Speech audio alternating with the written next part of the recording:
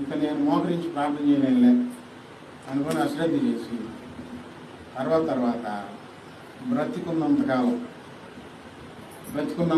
ఓపుకున్నంతకాలం చేతనైనంత మటుకు దేవుని ఎదుట మోకరిల్లుదాం అనుకున్నానండి. దేవుని ఎదుట మోకరిల్దాం. చిన్నగా దేవుడు మరలా కాళ్ళకు శక్తినిచ్చాడు.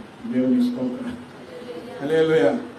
మోకరిల్లడానికి 20 నిమిషాలు, ఒక అర్ధ గంట సేపు ఇప్పుడు మరలా ఉండగలుగుతున్నాను. పోయిన ఓపిక మరలా వచ్చింది. ఇప్పుడు మనం అనుకుంటే ఆ దేవుని ఎదుట నేను మోకరిల్లాలి, ఆయన గొప్పవాడు, ఎట్లా పడితే అట్లా నా భంగిమలు ఉండకూడదు అని మనం అనుకొని ప్రయత్నం చేస్తే దేవుడు కూడా శక్తిని అనుగ్రహిస్తాడు.